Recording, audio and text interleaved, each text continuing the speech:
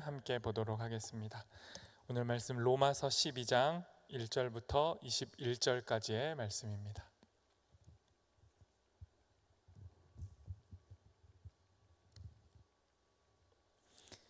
저 여러분이 한 절씩 교독하고 마지막 절 함께 읽도록 하겠습니다. 제가 먼저 하나님 말씀을 읽습니다.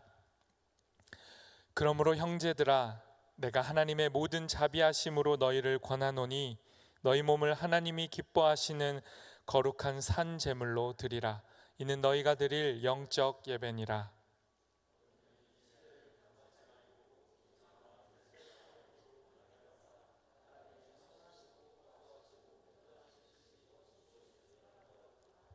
내게 주신 은혜로 말미암아 너희 각 사람에게 말하노니 마땅히 생각할 그 이상의 생각을 품지 말고 오직 하나님께서 각 사람에게 나눠주신 믿음의 분량대로 지혜롭게 생각하라.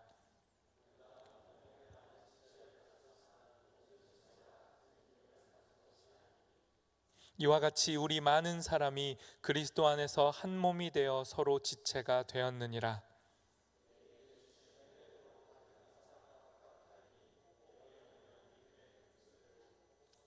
혹 섬기는 일이면 섬기는 일로, 혹 가르치는 자면 가르치는 일로,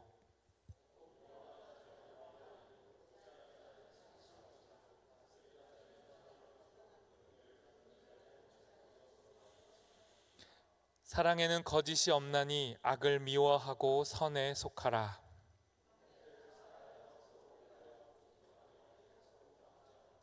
부지런하여 게으르지 말고 열심을 품고 주를 섬기라.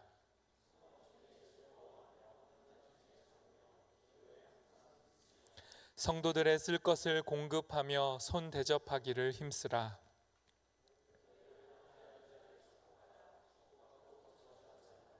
즐거워하는 자들과 함께 즐거워하고 우는 자들과 함께 울라.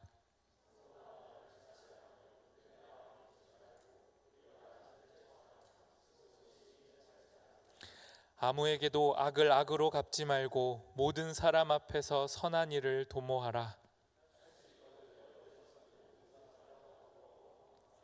내 사랑하는 자들아, 너희가 친히 원수를 갚지 말고 하나님의 진노하심에 맡기라. 기록되었으되 원수 갚는 것이 내게 있으니 내가 갚으리라고 주께서 말씀하시니라.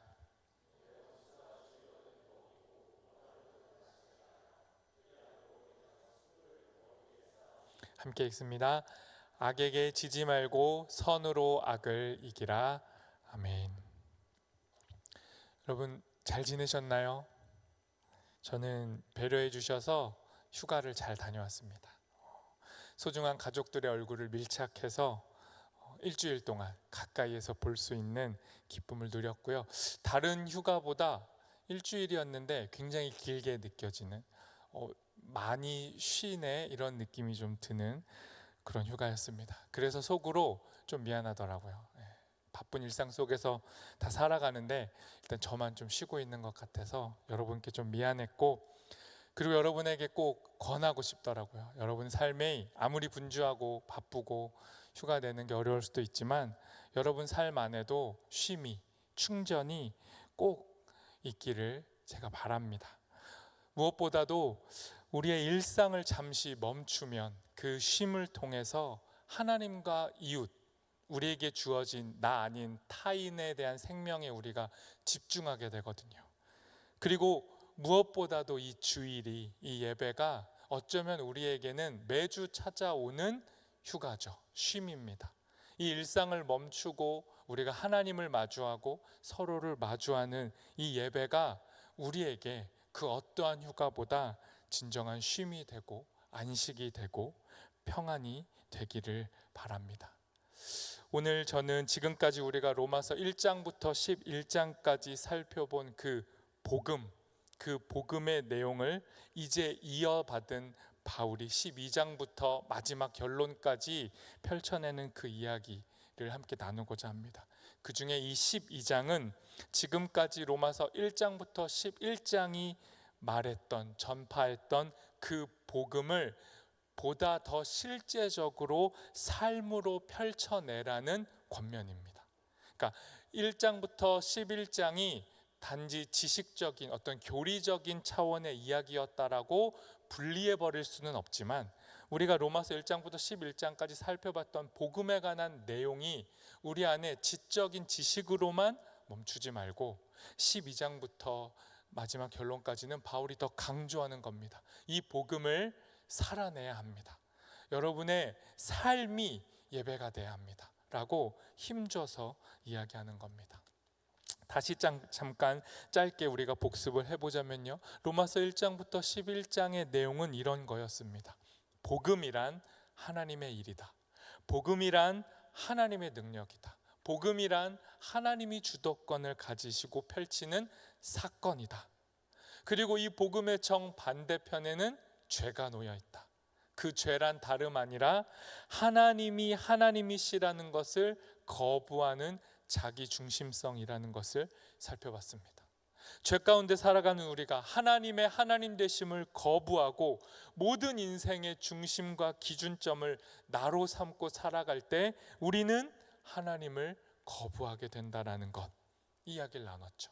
그리고 그러함 속에 있는 우리를 하나님은 포기하지 않으시고 끝까지 다시 찾아오셔서 복음을 선포하신다. 우리의 삶에 복음을 들려주신다. 이것이 1장부터 11장까지의 이야기였습니다. 그리고 지난번 마지막 9장부터 11장 이야기를 할 때 강조되었던 건 이 포기를 모르는 복음이 강조하는 강조점 중에 또 정말 중요한 강조점은 차별이 없다는 것이었습니다. 삶을, 하나님께서 우리의 삶을 다른 누군가의 삶과 분리시키지 않으시고 우리의 삶을 연결하신다. 복음 안에는 차별이 없다. 서로 갈라지고 갈라설 때 복음은 무너지게 된다. 그러니 복음 안에서 다시 하나가 되라고 하나님께서 우리에게 말씀하셨죠. 여기까지의 내용을 이어받아서 오늘 바울은 12장 이야기를 시작합니다. 요약해 보자면 아는 것과 사는 것, 암과 삶이 분리되어서는 안 된다는 겁니다. 믿음과 실천을 분리하고 예배와 삶을 분리하게 될 때 우리는 복음으로부터 이탈하게 된다는 것을 다시 말씀하는 겁니다. 그러니 복음은 이런 우리의 삶에 다가와서 하나님의 은혜를 펼쳐놓기 시작하는 거죠. 복음이 펼쳐지는 장, 복음이 실제가 되는 장이 우리의 삶입니다. 하나님께서 이 복음의 능력을 이제 이 글자로만 펼치시지 않고 우리의 삶 안에서 펼쳐내신다라고 바울이 말하는 겁니다. 그래서 여러분, 복음은 은혜가 되는 겁니다. 복음을 전한다, 복음을 제시한다는 건 바울이 열심히 우리에게 알려준 로마서의 이 이야기들, 이 정보의 나열일 수가 없습니다. 복음은 이런 겁니다. 복음은 이런 겁니다. 그런 정보의 나열이 복음이지 않습니다. 복음은 알므로 그쳐지지 않고 삶으로 연결되는 생명 그 자체입니다. 아는 것과 삶이 연결되고 하나가 될 때 복음이 복음이 되는 것이고 살아있는 믿음이 되는 것이고 그 복음과 살아있는 믿음이 예배가 되는 겁니다. 그러니 예배는 이렇게 모여서 함께 예배하는 것만으로 그쳐질 수가 없고 우리의 삶이 펼쳐지는 우리의 모든 일상이 예배일 수밖에 없는 거죠. 그래서 로마서 1장부터 11장까지 복음을 풀어서 설명한 바울이 이제 로마서 12장에서 자신이 그토록 강조했던 복음을 예배라는 단어로 압축하고 변환해서 설명하기 시작합니다. 복음이 뭡니까? 예배라는 거예요. 복음이 뭡니까? 살아있는 예배라고 말하는 거예요. 이 12장 전체의 내용을 종합하고 있는 주제가 1절 안에 담겨져 있습니다. 우리 1절 말씀을 세 번역으로 같이 읽어보도록 하겠습니다. 같이 읽습니다. 시작. 형제자매 여러분, 그러므로 나는 하나님의 자비하심을 힘입어 여러분에게 권합니다. 여러분의 몸을 하나님께서 기뻐하실 거룩한 산제물로 드리십시오. 이것이 여러분이 드릴 합당한 예배입니다. 여러분, 이 본문을 잘 보십시오. 바울이 뭐라고 말합니까?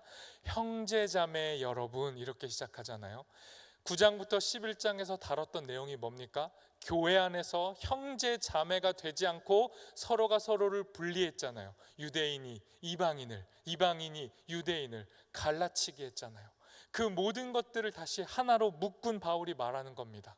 형제 자매 여러분, 갈라설 수 없는 여러분, 이방인과 유대인 모두가 하나인 여러분, 예수 그리스도 안에서 우리 모두가 하나임을 고백하는 여러분, 이제 내가 말합니다. 하나님의 모든 자비하심의 근거에서 말합니다. 자비하심은 은혜와 동의어예요. 하나님의 은혜를 힘입은 바울이 말하는 겁니다. 지금까지 전해 들은 이 복음을 이제 여러분의 몸으로, 이 땅을 살아가는 여러분의 현실 안에서 구체적인 삶 안에 담아내십시오. 복음을 여러분의 몸에 담아내십시오. 그리고 여러분의 삶 자체가 하나님과 이웃을 향한 예배가 되게 하십시오. 이것이 여러분이 드릴 예배입니다 라고 바울이 말하는 겁니다. 아는 것과 사는 것이 하나 되는 예배, 복음이 머리에서 멈추지 않고 우리의 몸으로 내려와 체화되는 예배. 내가 믿습니다. 내가 믿습니다. 나의 믿음을 확신하고 주장했던, 자기 체면에 가까웠던 그 믿음 말고 살아가면서 체득하게 되는 믿음, 내가 믿습니다가 아니라 내가 믿어집니다. 이제 이 삶이 나에게 믿음을 가르쳐 주네요. 하나님, 내가 살다 보니 믿어집니다 라는 이 믿음의 고백이 우리의 삶 안에 펼쳐져야 한다고 말하는 겁니다. 살면 살수록 깨닫게 된다는 거예요. 우리 삶엔 하나님밖에 없다는 것을, 하나님만이 우리의 구원, 우리의 능력, 우리의 소망이라는 걸 삶 안에서 고백하는 게 삶의 예배라고 말하는 겁니다. 이렇게 예배당에 와서 선포되는 말씀을 들을 때, 집중할 때는 그 말씀이 내 믿음 같지만 내가 내 일상을 살아가는 6일의 삶에서는 우리 모두가 경험하잖아요. 말씀이 너무 무기력하다는 걸, 내 삶의 상황과 갈등과 문제가 훨씬 커 보인다는 걸. 그런데 바울이 말하는 겁니다. 그 위기의 상황 속에서 삶을 살아낼 때 그 삶 안에서 하나님이 역사하신다. 하나님이 우리 안에 믿음을 만들어내신다. 이걸 말하는 겁니다. 그리고 이어지는 2절이 이렇게 고백합니다. 2절도 우리 세 번역으로 함께 읽도록 하겠습니다. 같이 읽습니다. 시작. 여러분은 이 시대의 풍조를 본받지 말고 마음을 새롭게 함으로 변화를 받아서 하나님의 선하시고 기뻐하시고 완전하신 뜻이 무엇인지를 분별하도록 하십시오. 바울이 삶의 예배를 강조하면서 또 강조하는 단어가 있습니다. 그게 뭐냐면 분별입니다. 분별하라, 바꿔 말하면 생각하라는 거예요. 이 2절에도 담겨져 있지만 마음의 변화를 받으라고 할 때 이 마음이 원어적 의미로는 생각입니다. 그러니까 우리가 삶의 예배를 드리려면, 아는 것과 삶이 하나가 되려면, 정말 우리의 일상 속에서 하나님을 하나님으로 고백하려면 우리의 생각이 달라져야 돼요. 바울이 그걸 강조하는 겁니다. 우리가 생각 없이 살면 이 땅에서 우리에게 주입하는 생각이 우리의 생각이 되어버려요. 이 땅에서 하나님보다 높아진 기준과 욕망, 이 땅이 우리에게 불어넣고 있는 욕망들이 있잖아요. 이걸 가져야 돼, 이걸 얻어야 돼, 이걸 배워야 돼, 이 정도의 자격을 취득해야 해, 그래야 사람답게 살 수 있어라는 그 기준들이 있잖아요. 그 기준을 생각 없이 받아들이면 그 기준이 하나님이 되는 거예요. 그리고 그 기준에 도달하면 난 이제 됐다라고 하나님 없이 살게 되고, 그 기준에 미치지 못하면 내 인생 망한 것 같은 불안에 빠지게 되는 겁니다. 세상의 생각이 하나님이 되는 거예요. 그걸 바울이 말하는 겁니다. 그 생각들을 분별하십시오. 여러분의 삶의 진짜 주인과 기준이 하나님이시라는 것을 다시 생각하십시오. 여러분 인생의 주인이 누굽니까? 다시 생각하라는 거예요. 그렇게 우리의 삶의 분별이 일어나면, 생각의 변화가 일어나면 예배가 삶이 되고 삶이 예배가 되는 겁니다. 그 무엇으로도 끊을 수 없는 하나님의 사랑, 차별이 없는 사랑, 모두를 향한 하나님의 사랑이 실체가 되는 겁니다. 이런 로마서의 맥락 속에서 바울이 말하는 거예요. 삶으로 드리는 예배의 가장 중요한 특징은 하나됨입니다.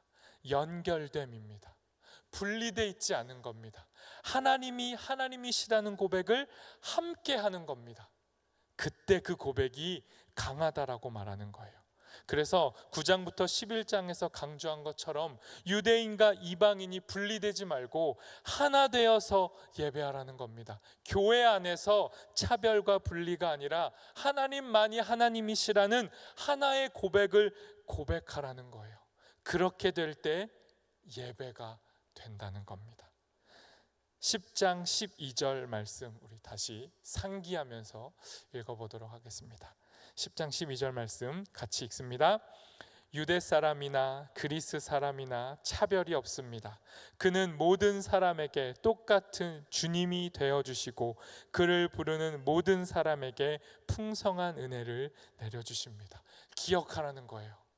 삶의 예배를 살려면 교회 안에서부터 하나가 되라는 거예요. 삶으로 사는 예배가 도대체 뭡니까? 교회 안에서 하나됨을 경험하고 교회 안에서 하나님은 차별이 없음을 경험하게 될 때, 하나님을 모르는 세상에 나갔을 때 그 세상 속에서 우리가 세상을 차별하지 않아요. 우리는 언제나 세상이 우리를 차별한다고 생각하고 우리가 피해자라고 말하지만, 교회 안에서의 신앙, 특별히 개인화된 신앙으로 무장되어 버리면 세상에 나갔을 때 우리도 모르게 세상을 무시합니다. 세상을 분리시켜요. 여기는 돈 버는 곳, 세상은 나의 인맥을 쌓는 곳, 세상은 나의 자격을 취하는 곳, 이렇게 분리해 버려요. 그러면 복음으로 삶의 예배를 드릴 수가 없습니다. 우리가 예배해야 할 곳은 교회를 넘어 이 세상입니다. 삶으로 예배하려면 교회 안에서 하나됨으로 연결되는 걸 경험해야 하고, 그 하나됨에 대한 고백이, 믿음이 세상으로 나아갔을 때 세상을 하나님과 연결할 수 있는 힘이 되는 거예요. 이게 삶의 예배입니다. 하나됨, 연결이 예배이고 예배의 궁극적인 지향점임을 기억해야 합니다. 정리하고 요약해 보겠습니다. 믿을 때 삶이 예배가 되는 겁니다. 뭘 믿어요? 하나님만 믿을 때 삶이 예배가 되고, 우리가 삶을 살아낼 때, 삶을 살아갈 때, 이 땅에서 힘들고 버거운 그 삶을 견뎌낼 때 그 삶 속에서 하나님만 하나님이시라는 사실이 믿어지기 시작하는 겁니다. 그러니까 우리의 삶은 도피해야 할 것도 아니고 회피해야 할 것도 아니고 벗어나야 할 그 무엇이 아니라 우리가 하나님을 만날 토대가 되는 거예요.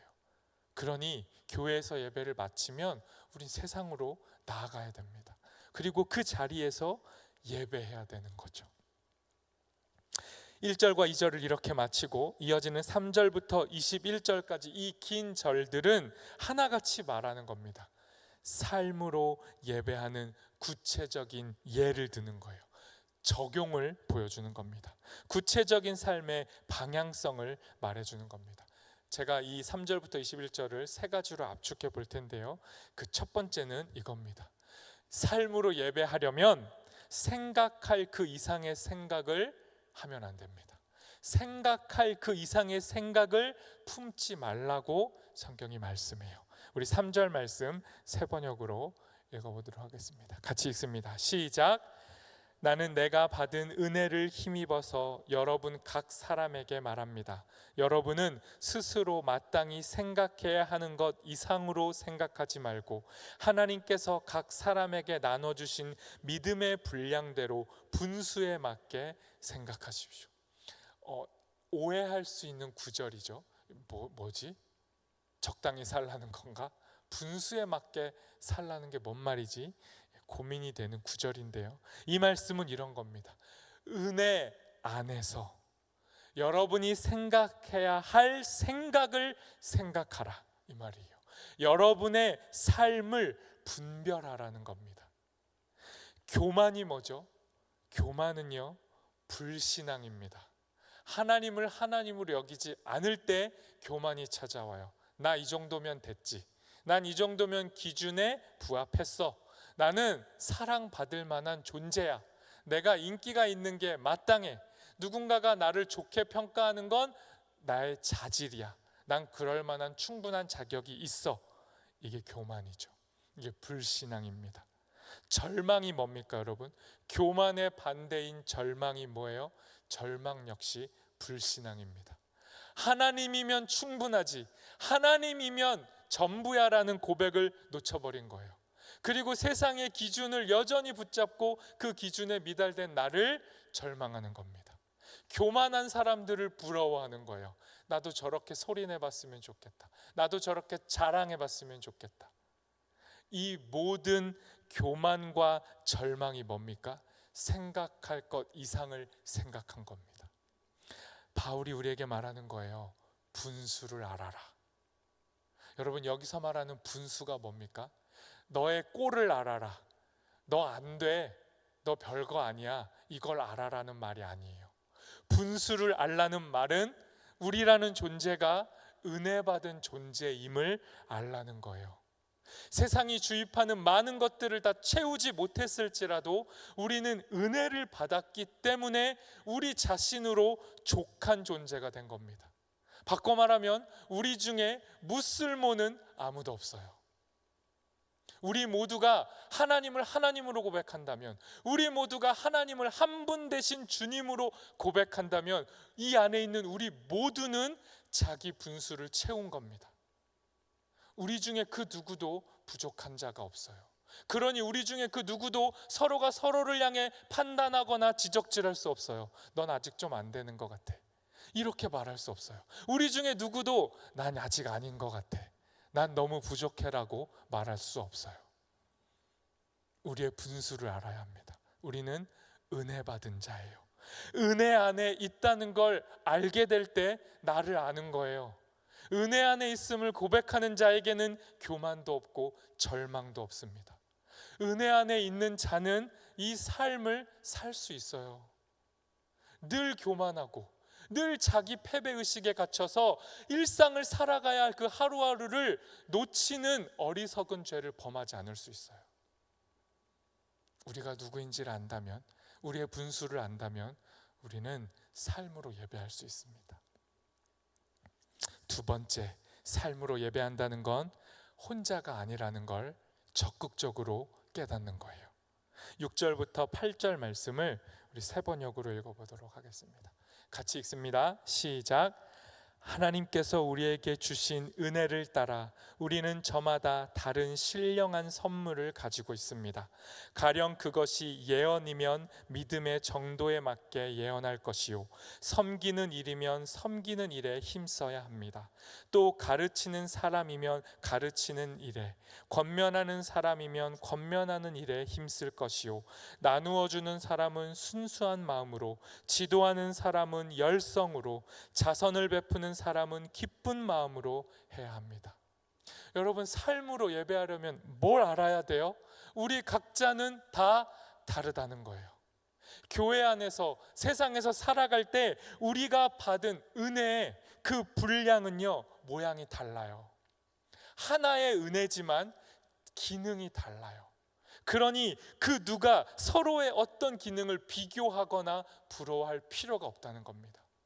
이미 받을 때부터 다르다는 거예요. 그 은사의 다양함을 인정할 때 진짜 예배가 돼요. 교회 안에서 뭔가 일을 할 때도 똑같습니다.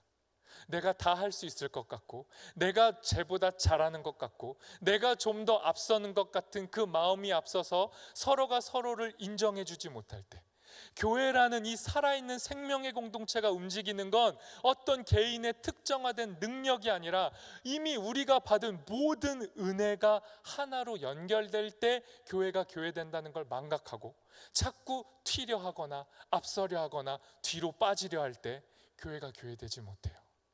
각자가 받은 은사가 다른 겁니다. 은사는 특별한 기능이 아니에요. 6절부터 8절이 가르치는 것, 권면하는 것, 어떤 교회 안에서의 기능직으로 기술을 해놨기 때문에 착각할 수 있는데, 여러분, 은사는 뭡니까? 은혜로 주어진 것이에요. 은혜로 주어졌다는 건 뭐예요? 하나님의 선물을 받았다는 거예요. 그러면 진짜 은사가 뭡니까? 은사의 본질이 뭡니까? 우리의 존재예요. 여러분이 은사 덩어리예요. 내가 뭘 좀 잘한다, 난 이런 달란트가 있어, 내가 쟤보다 요걸 좀 더 잘해, 그건 은사가 아니에요. 은사로 표현할 수 있지만 본질된 은사는 뭐냐면 여러분 각각의 개인입니다. 우리의 존재가 은혜예요. 우리가 여기에 있다는 게 은혜예요. 하나님이 우리를 빚으시고 만드셨다는 증거가 우리의 삶이에요. 그러니 우리는 우리의 삶을 우리의 꼴대로, 우리의 분수대로, 각각의 분량대로 사는 겁니다. 비교하고 우월하고 우열을 가르는 그런 어리석은 행동을 하지 않고 사는 거예요. 그렇게 하나로 살아갈 때 삶으로 예배하게 돼요. 그러면 우리 교회 공동체 구성원 그 누구도 열애되지 않고 예외되지 않고 하나가 되는 겁니다. 하나님이 그 삶의 예배를 기뻐하시는 거예요. 마지막 세 번째 삶으로 예배할 수 있는 방법, 압축해서 말하면 화목하라는 겁니다. 19절 말씀만 우리 세 번역으로 읽어보겠습니다. 같이 읽습니다. 시작. 사랑하는 여러분 스스로 원수를 갚지 말고 그 일은 하나님의 진노하심에 맡기십시오. 성경에도 기록하기를 원수 갚는 것은 내가 할 일이니 내가 갚겠다고 주님께서 말씀하신다 하였습니다. 여러분, 삶으로 예배할 때 가장 강력한 원수가 있어요. 그게 뭐냐면 삶의 현장에서 마주하는 나의 대적자들입니다. 내 편, 우리 교회 공동체에서 서로 다른 은사를 가지고 같은 하나님을 고백하며 사는 사람들은 그래도 빌런으로 치자면 약한 빌런이죠. 우리는 싸우고 다시 화해할 수 있어요. 어느 정도. 그런데 하나님을 전혀 모르는 세상에서 정말 그야말로 원수들이 존재할 수 있는데 그 원수들 앞에 내가 섰을 때 우리는 삶으로 예배하는 게 너무 어려워요. 성경은 뭐라고 말합니까? 원수를 사랑하십시오. 그 원수를 도와주십시오. 원수 갚는 걸 스스로 하지 마십시오. 하나님께 맡기십시오. 이런 말들 너무 버겁다고요. 이건 진짜 어려운 말이잖아요. 그런데 성경이 뭐라고 말합니까? 화목하라. 세상은 하나님의 심판을 받아 분리돼야 할 영역이 아니라 교회 공동체를 통해 하나님을 만나야 할 하나님의 사람들의 터전이에요. 그러니 우리는 원수의 목을 치는 게 아니라 그 원수를 기다려서 그들이 하나님을 만나게 해야 해요. 그리고 그들과 세상과 우리는 화목해야 해요. 하나 돼야 해요. 그게 삶의 예배의 마지막 지점입니다. 그런데 여러분, 이거 너무 어렵잖아요. 원수 갚지 마세요. 선으로 악을 이기세요.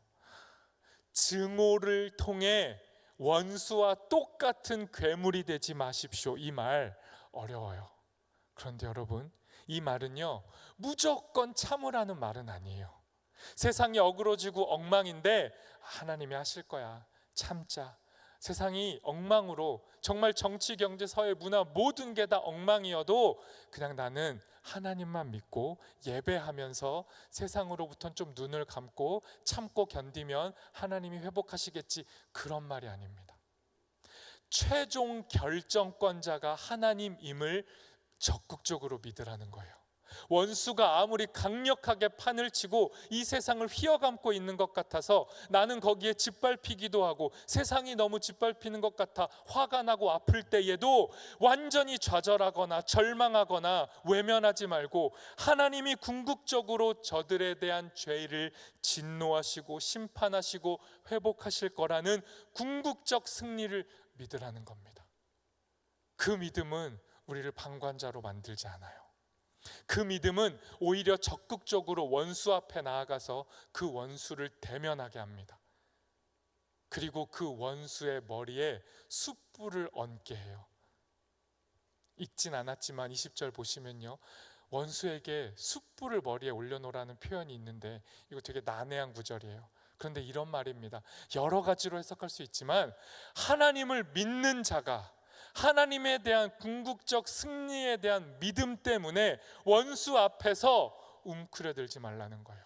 그리고 그 원수 앞에서 원래 하던 일을 하라는 겁니다. 그 일이 뭐예요? 사랑하는 거, 견디는 거, 기다려주는 것, 오히려 그 원수가 약해졌을 때 도와주는 것, 그 일을 하면 원수의 머리에 숯불이 올라가는 것, 바꿔 말하면 원수의 영혼 안에 부끄러움이 일어난대요. 바꿔 말하면 원수도 하나님 앞에 회개하는 일이 벌어질 수 있다는 거예요. 그러므로 그 원수된 세상과 원수마저도 하나님과 화목하게 되는 통로로 살으라는 거예요. 우리 보고. 그게 우리 존재의 분수예요. 우리는 어마어마한 존재입니다. 우리가 하나님을 하나님으로 믿고 삶을 살 때 우리는 정말 세상에서 예배할 수 있어요. 원수까지도 하나님 앞에 놓게 할 수 있어요. 우리는 이 일로 부르심을 받은 겁니다. 말씀을 정리합니다, 여러분. 로마서 12장 천천히 잘 다시 읽어보세요. 그러면 부담돼요.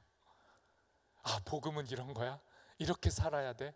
너무 어려운데? 부담이 돼요. 그러나 여러분, 이 로마서 12장 전체의 명령이 우리에게 그저 주어지는 의무라면 이 계명들 지킬 수 없어요. 그러나 이 12장 전체의 내용이 말하고자 하는 전제는 뭐냐면 하나님을 믿으라는 거예요. 복음을 믿으라는 거예요. 삶에서 복음이 믿어지는 경험을 하라는 거예요. 그 믿어지는 경험을 통해 이 12장 전체의 조목조목 계명들을 우린 지켜낼 수 있습니다. 그러니 여러분, 뭔가 선택할 때 긴장되고 불안하고 염려되잖아요. 이거 맞나? 이거 잘할 수 있을까? 이걸 통해 내가 잘 될 수 있을까?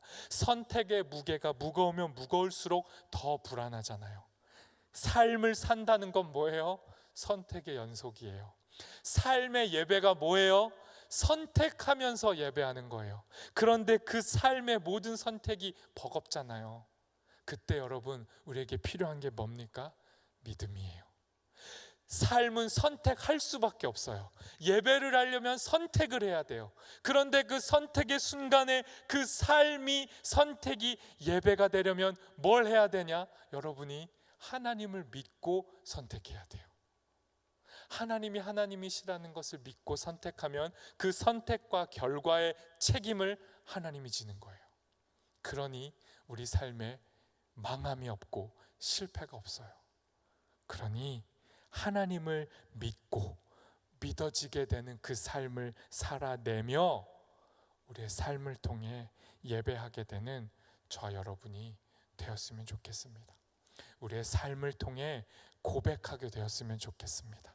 하나님만 우리 삶의 주인이시다.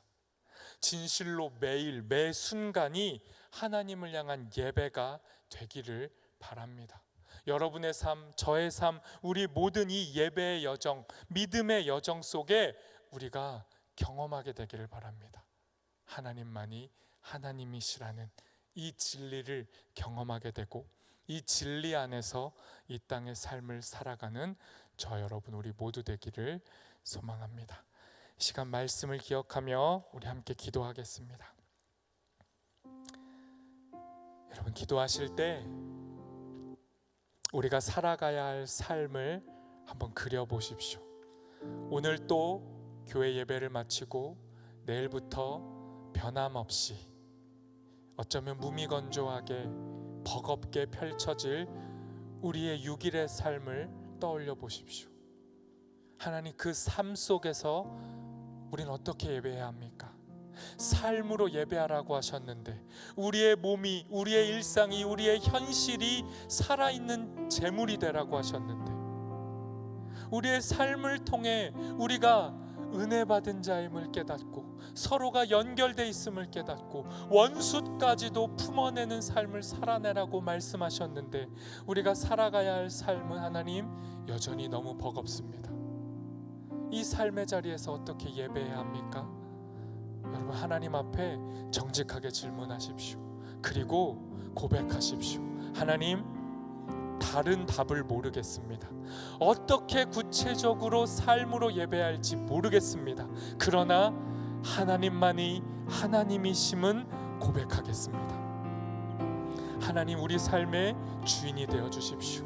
그래서 우리가 살아갈 그 삶의 모든 순간순간에 하나님이 우리의 삶의 결정권자가 되어 주십시오. 그렇게 우리의 삶을 견디고 이겨나갈 때 삶을 통해 드려지는 예배를 우리 모두가 경험하게 도와주십시오. 진짜 예배를 경험하게 도와주십시오. 진짜 믿음을 경험하게 도와주십시오. 우리의 삶 가운데 하나님을 하나님으로 고백하게 허락하여 주시옵소서. 함께 기도하겠습니다.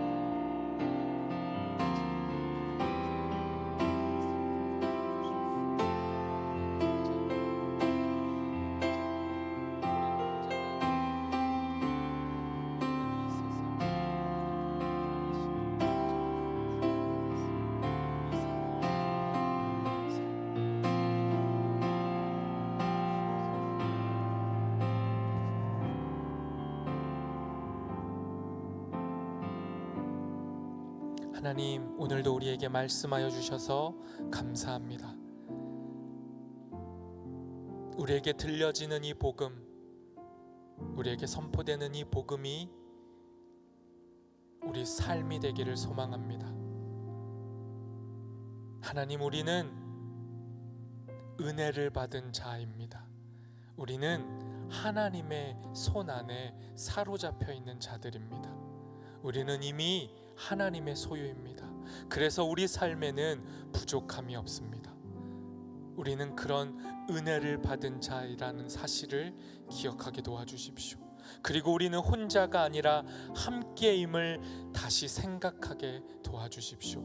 분별하게 도와주십시오. 우리가 하나임을, 우리가 연결되어져 있음을, 우리의 서로 다름은 우리의 장애물이 아니라 우리가 함께 이어질 수 있는 통로들임을 깨닫게 하여 주십시오. 그리고 나아가 이 하나됨을 통하여 원수까지도, 이 세상까지도 화목하게 하는, 하나되게 하는 통로로 살아가는 우리가 되게 하여 주십시오. 진실로 삶으로 예배하는 우리들이 될 수 있도록 은혜 허락하여 주옵소서. 예수님의 이름으로 기도합니다.